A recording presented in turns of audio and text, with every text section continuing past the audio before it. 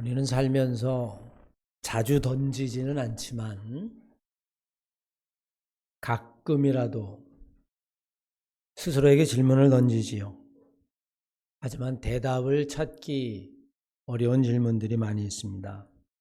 예를 들면 나는 왜 세상에 태어났을까? 또 수많은 가능성 중에서 나는 지금 왜 이 자리, 이 순간 여기에 있는 것일까? 또 우리는 살면서 수많은 사람들을 만나게 되는데 그 사람들과 만나서 만드는 삶의 사연들은 이게 우연인가 아니면 필연인가? 우연이라고 이야기하기에는 우리의 삶이 너무 설득력이 없고 필연이다 이렇게 이야기하기에는 그 이유들을 우리가 구구절절히 될 수 있어야 하는데 사실 그 이유들도 모르는 것들이 더 많죠. 그러면 우리는 아주 간단하게 이렇게 이야기합니다. 다 하늘의 뜻이야. 믿음이 있는 사람에게는 이 이야기가 의미가 있습니다. 죽는 것도 사는 것도 다 하나님의 뜻이다. 그렇게 믿음을 가지고 고백하면 그것은 신앙이 되는 거죠. 그리고 사도 바울은 이미 우리들에게 그렇게 이야기했어요. 내가 사나 죽으나 주의 것이로다. 내 삶이 숨쉬는 것부터 시작해서 죽는 것까지 그 모든 것들이 다 하나님의 뜻이라는 겁니다. 하지만 믿음이 없는 사람들도 똑같은 대답을 하죠. 하늘의 뜻이야. 그 이야기는 어떤 의미일까요? 그걸 우리가 어찌 알겠어.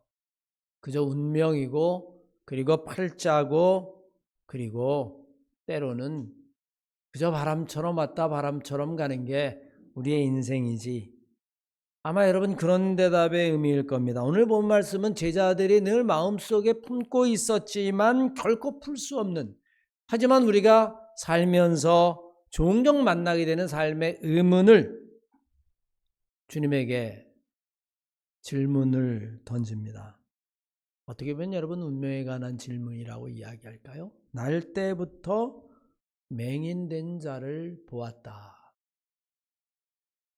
제자들의 생각에는 도대체 저가 날 때부터 맹인이 된 것은 누구 때문입니까?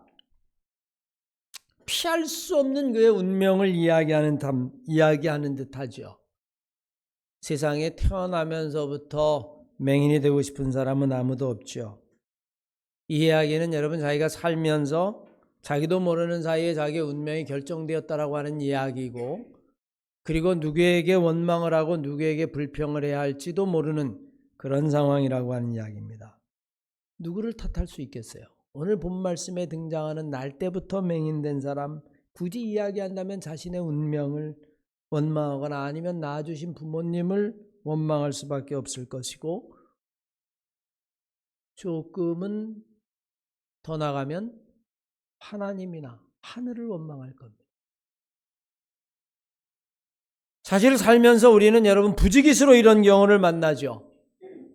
이디오피아 난민들, 아니면 캄보디아에 있었던 여러분 가난한 고아들, 아니면 지금도 우크라이나나 아니면 여러 군데서 벌어지는 전쟁의 그 희생자들을 바라보면 내가 왜 도대체 이런 곳에 태어났습니까? 라고 하는 질문을 던질 수밖에 없어요. 날 때부터 맹인된 자를 보고 주님의 제자들이 주님에게 묻습니다. 라삐요, 이 사람이 맹인으로 태어난 것은 누구의 죄 때문입니까? 자기 운입니까? 아니면 그 부모들 때문입니까? 여러분의 대답은 무엇입니까?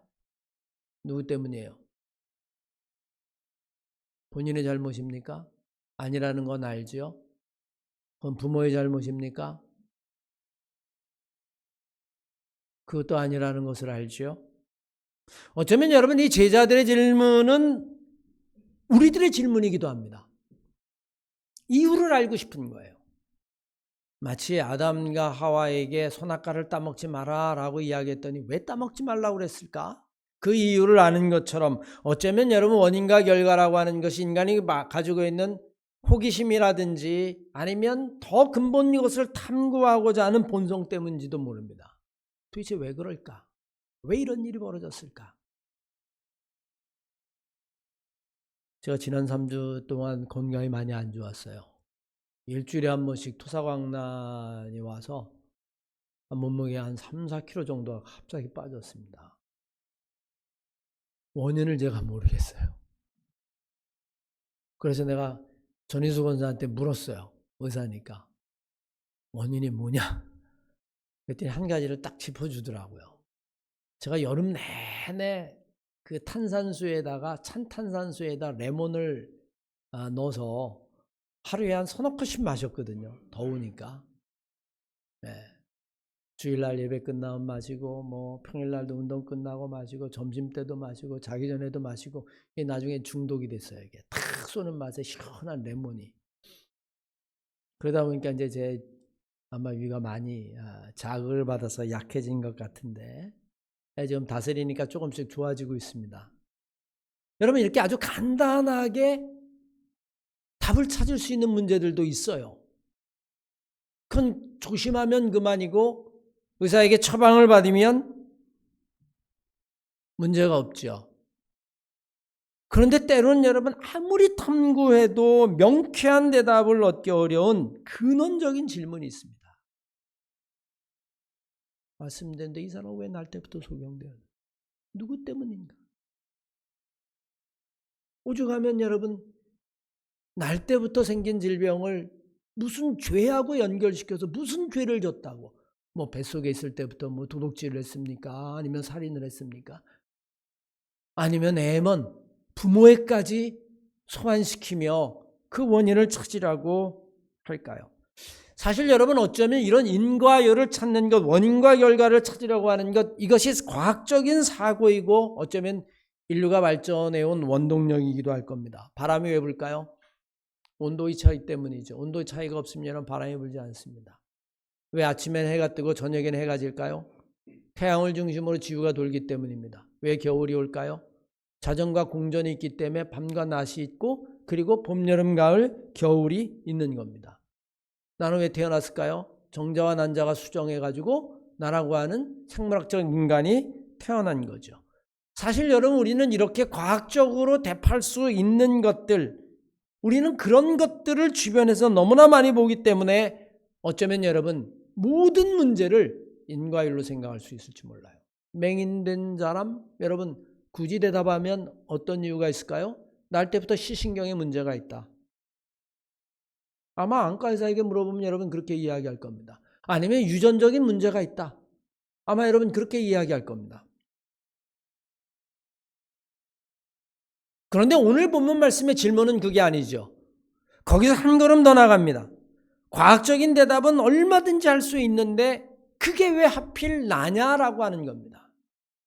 길거리를 가다 소경을 볼 수도 있고 길거리를 가다가 다리를 저는 사람을 볼 수도 있고 소아마비를 볼 수도 있고 우리는 수없이 많은 사건들을 볼 수 있지만 그게 왜 바로 하필 나냐?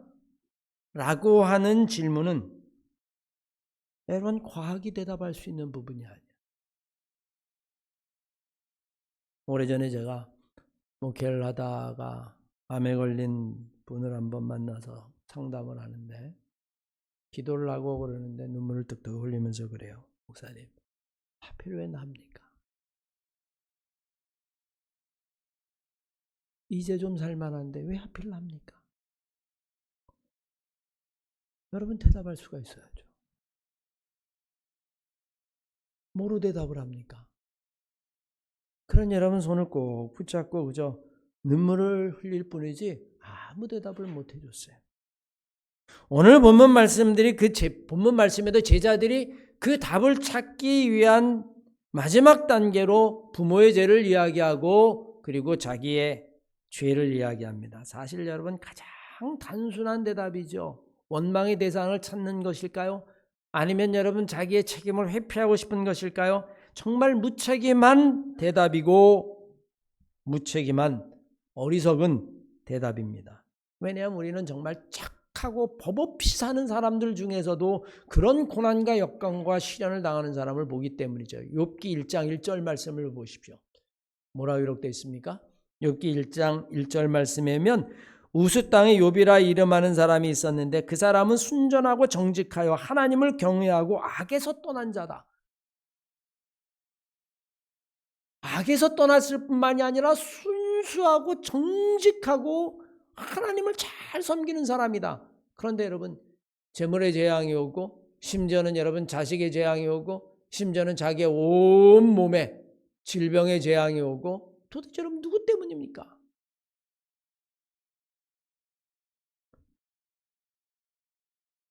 그 가운데는 하나님의 뜻이 있을 거야.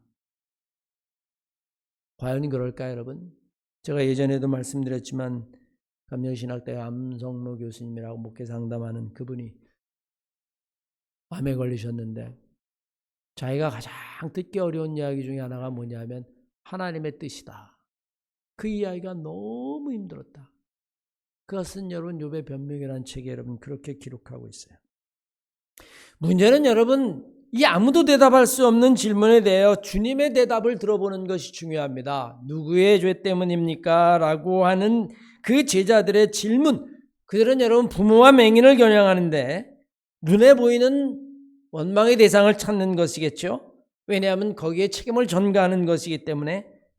그런데 여러분 주님의 대답이 놀랍습니다. 하나님 때문이다. 그렇게 대답하는 거예요. 누구의 죄 때문입니까? 부모 때문입니까? 아니면 자기 죄 때문입니까? 아니다. 부모의 죄도 아니고 자기의 죄도 아니다. 하나님이 하시는 일을 보이기 위함이다 라고 하는 대답을 하게 됩니다. 누구에게로 이 질문의 대답을 끌고 가요? 하나님에게로 끌고 가는 거예요. 여러분 한번 생각해 보십시오. 유대인들은 왜 이 이야기를 할 수 없었을까요? 유대인들은 이 이야기를 하는 순간 이건 여러분 신성모독이 되는 거예요. 감히 하나님에게로 책임을 돌린단 말이야? 그렇게는 할 수 없어요. 그러니 다른 데서 책임을 찾는 겁니다. 부모냐, 너의 죄냐, 이유가 무엇이냐. 그런데 여러분 주님은 단호하게 이 질문의 대답을 하나님에게로 돌립니다. 하나님이 하시는 일. 사실 여러분 어떻게 보면 이건 파격 정도를 넘어서 유대인들이 바라볼 때는 거의 신성 모독에 관한 거죠. 그런데 여러분 주님은 사람이 아니라고 말씀하십니다. 제자들의 질문을 그 질문의 끝을 하나님을 향하게 하십니다. 하나님에게 묻고 하나님으로부터 대답을 찾으라는 겁니다. 사람에게서는 그 대답을 찾을 수 없다는 거예요. 사실 여러분 우리는 작은 질문은 우리가 대답하지만 근본적인 질문은 여러분 하나님만이 하십니다. 우리는 살면서 수많은 사건과 질문 중에서도 과학이 대답할 것들이 있어요. 과학이 대답할 것들이 있습니다. 여러분 종종 늘 비행기를 타면서 느끼는 것 가운데 하나가 아니 수백 톤이나 되는 이 쇳덩어리가 도대체 여러분 사람을 수백 명을 태우고 하늘을 난다라고 하는 것이 이게 여러분 누가 이걸 띄울 수 있겠어요? 그런데 여러분 과학으로는 간단합니다. 양력이라는 것이 있고 부력이 있고 속도가 있으면 여러분 아주 간단하게 설명해요. 그것 때문에 여러분 우주선도 하늘을 날르고 그러는 겁니다. 그건 분명히 과학이 대답하는 거죠. 윤리와 도덕이 대답할 것이 있습니다. 아니면 여러분 의학이 대답할 것이 있습니다. 모든 질문마다 대답할 수 있는 분야가 있는데 때론 여러분 우리의 삶에 있어서 아무도 대답할 수 없는 것 그건 오직 하나님만이 대답할 수 있다는 거예요. 오늘 본문 말씀을 보십시오. 날 때부터 소경된 것은 누구 때문입니까? 감히 하나님이라고 이야기하지 못하는데 오늘 주님은 여러분 그것을 하나님을 향하라고 이야기합니다. 저는 바라고 있는 세상을 살면서 내 스스로 내 삶에 대해서 대답할 수 없는 문제들이 있을 때 과학도 아니고 의학도 아니고 도덕도 아니고 윤리도 아닐 때 우리는 주저함 없이 하나님에게로 우리의 질문을 가지고 나아갈 수 있는 성도가 되시기를 주의 이름으로 간절히 축원합니다. 여러분 자녀의 미래에 대해서 여러분들이 책임질 수 있어요? 오늘 전지윤이 아마 여러분 시험을 보는 것 같은데 학력고사. 여러분 그 아이의 미래에 대해서 여러분들이 답해 줄 수 있고 책임질 수 있어요? 여러분 미래는 아무도 모르는 겁니다. 아무도 몰라요. 토요일날 목회신학대학원 학생하고 수업을 하면서 지나온 인생에 대해서 감사한 것 한 가지, 불평한 것 한 가지를 한번 이야기해 보자. 거기 있는 사람들은 다 여러분 그래도 교사고 교수고 학식 있는 사람들이거든요. 그랬더니 어떤 한 사람이 교사인데 여러분 이렇게 이야기를 해요. 자기 인생에 가장 불평스러운 거 불만이 하나 있는데 그게 뭐냐면 자기가 정말로 가고 싶은 대학이 있어서 그 대학에 응시를 했는데 자기가 대기번호 1번이었대요. 누구 한 사람이라도 등록을 안 하면 자기가 그 과를 들어가서 자기가 해보고 싶은 걸 할 수 있었는데 다 등록하는 바람에 대기번호 1번에서 떨어져가지고 자기가 원하지 않는 과로 갔다는 거예요. 그래서 자기는 대학 4년을 방황했다는 겁니다. 하기 싫은 것을 하느라.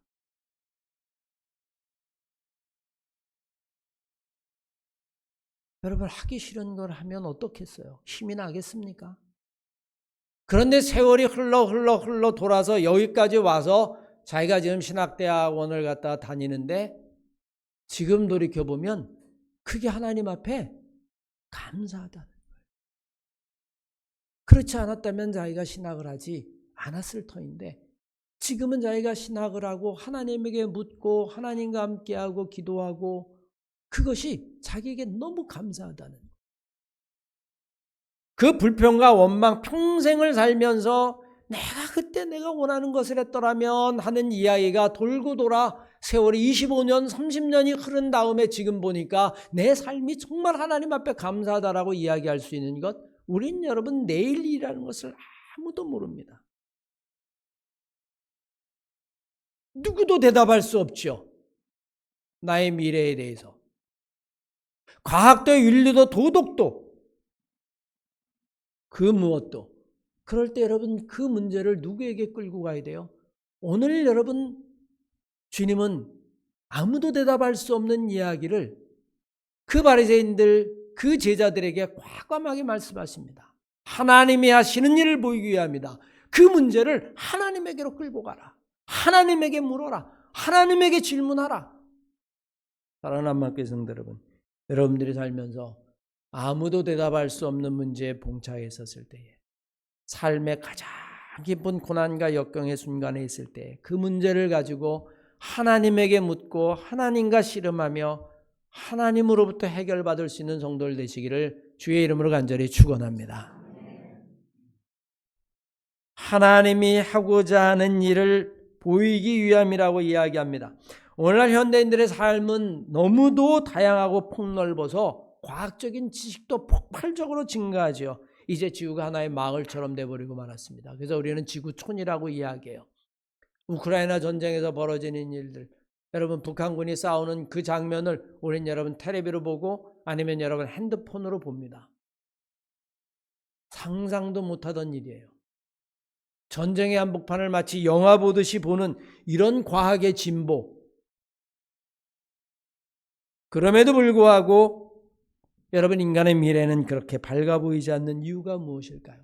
전쟁의 소식은 끊임이 없습니다. 인간에 다가오는 기후재앙, 생태계의 파괴들, 누구도 여러분 인간에게 다가올 미래가 긍정적이라고 낙천적이라고 이야기하지 않습니다. 어둡다라고 이야기합니다. 해마다 다가오는 기후재앙은 그래도 지금이 가장 편안한 때라고 이야기를 할 정도가 되어버리고 말았습니다. 우리의 미래는 누구에게 물어야 할까요? 여러분의 미래는 누구에게 물어야 할까요? 오늘 주님의 대답은 그거죠. 우리의 인생은 우리의 생각과 경험을 넘어 있다라고 하는 이야기입니다. 우리가 세상의 모든 것을 다 알 수 없다는 것을 먼저 고백해야 하고 믿음을 가진 우리는 그것을 하나님의 하시는 일이라고 말할 수 있을 뿐입니다. 우리가 아무리 최선을 다해도 깊이 생각해도 알 수 없는 것이 있으며 아무리 최선을 다해도 노력할 수 없는 것이 있다라고 하는 사실입니다. 목회를 하다 보면 여러분 종종 도대체 하나님 살아계시는 건 한 겁니까? 라고 하는 하나님을 향한 질문이 멈추질 않아요. 춘천에서 건축하고 정말 그 기도만 한 것 같아요. 하나님 살아계십니까? 하나님 살아는 계십니까? 내가 내 집 지은 것도 아니고 교회를 졌는데 이렇게 고통을 당하는 게 하나님 살아는 계신 겁니까?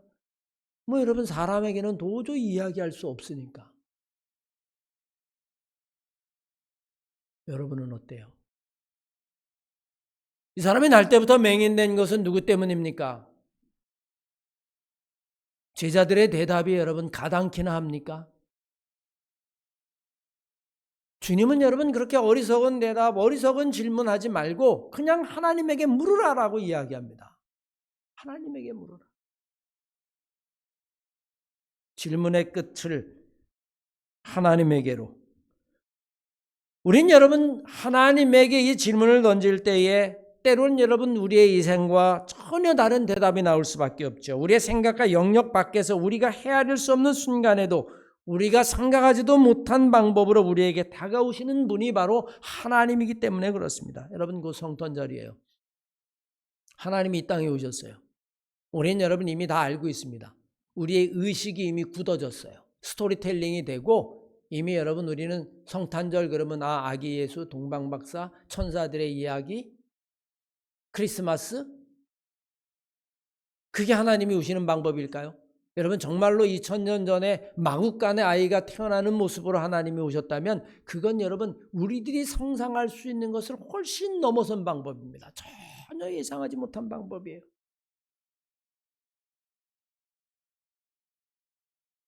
우린 여러분 교회 건축을 해야 돼요. 고민을 많이 하기도 하는데 한편으로 지금까지의 시간을 돌이켜보면 우리가 여기 들어온 지 여러분 1년 6개월 됐거든요. 돌이켜보면 건축의 과정을 생각하면서 그런 생각을 하죠. 야, 하나님의 한마음교회를 건축하고자 하시는 것은 우리들이 생각하고 있는 상상을 전혀 넘어선 방법이다. 예전에 있었던 그 건물 비가 오면 새고 천장이 무너졌던 것 그걸 바라보면서 야 이걸 리모델링을 해야 되나 아니면 이걸 져야 되나 재개발이 된다라고 이야기하지만 과연 우리는 이 재개발 속에서 잘 지을 수 있을까? 여러분 사실 전전긍긍했어요. 그런데 여러분 하나님이 고원 안에 땅 주시고 그리고 지을 수 있는 재물을 주시고 우리가 건물의 우상에만 빠지지 않고 탐욕만 부리지 않으면 하나님이 선하신 길로 하나님이 하시는 일을 우리를 통해서 보이실 줄로 믿습니다. 그게 하나님이 하시는 일이라는 거예요. 우리가 상상할 수 없는 것들, 우리가 예상할 수 없는 것들. 그래서 오늘 본문 말씀에 주님의 대답이 이렇죠. 이 사람의 그 부모의 죄 때문이 아니다. 그에게서 하나님이 하시는 일을 나타내고자 함이라. 그러니 하나님에게로 물어라. 하나님, 나를 통해서 무슨 일을 하시고자 하시는 겁니까? 주님은 하나님이 하시는 일 속에서 대답을 찾으라고 말하죠. 이 대답은 우리에게 믿음을 요구하는 대답입니다.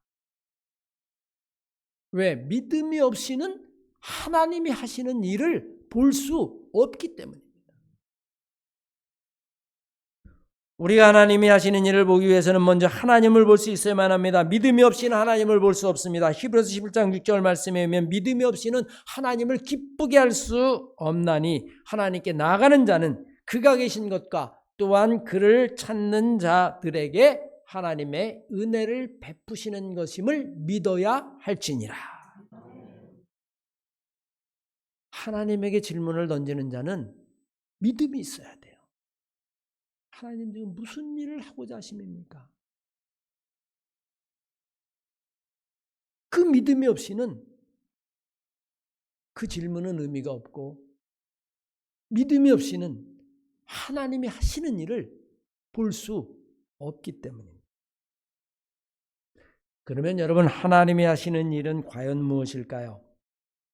우리는 늘 내 생각에 하나님이 하시는 일은 고통도 없고 고난도 없고 역경도 없고 모든 일이 다 나에게 유익하고 그래서 무슨 일을 하든 나는 승승장구하고 성공하고 출세하고 높아지고 부유해지고 넉넉해지고 이게 하나님이 하시는 일이고 나에게 역경이 닥치고 어렵고 시련이 있으면 이건 마귀가 하는 일이고 여러분 혹시 그렇게 생각하지 않습니까? 하나님이 하시는 일. 무조건 다 좋은 일일까요?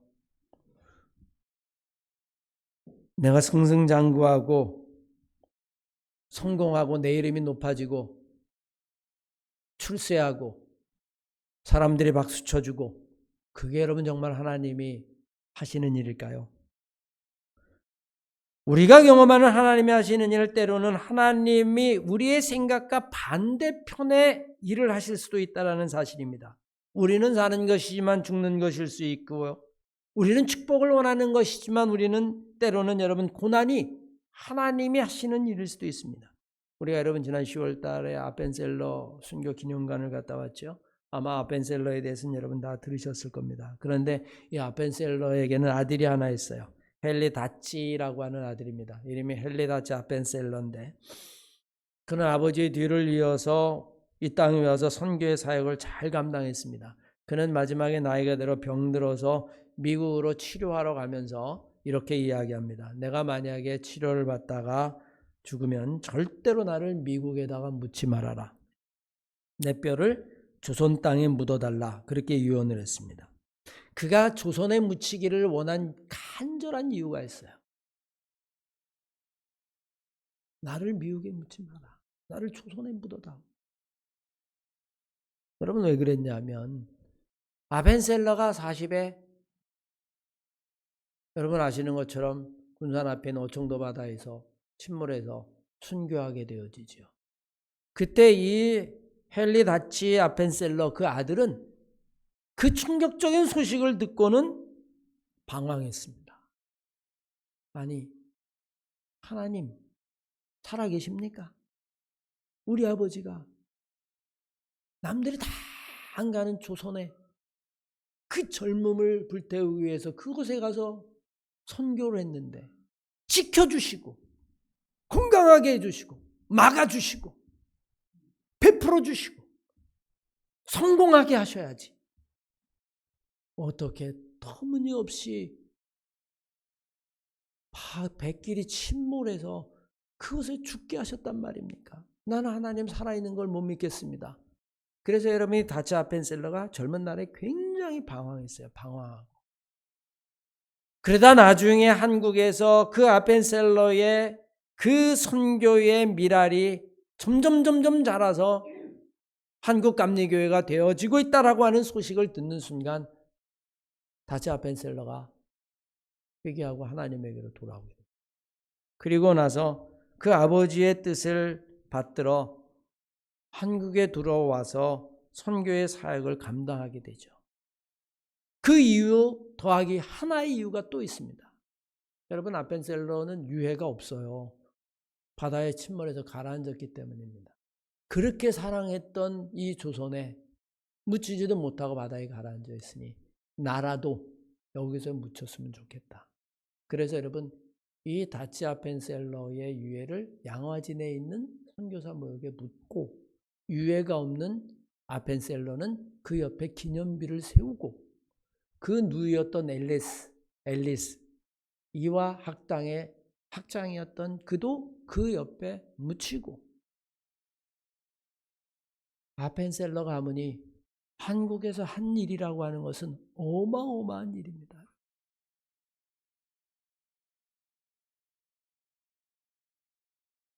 그는 마지막 유언에도 이렇게 이야기하죠. 나를 꼭 한국 땅에 묻어주고 우리 아버지 아벤셀러가 얼마나 조선을 사랑했는지 조선 사람이 그것을 영원히 기억할 수 있게 해달라.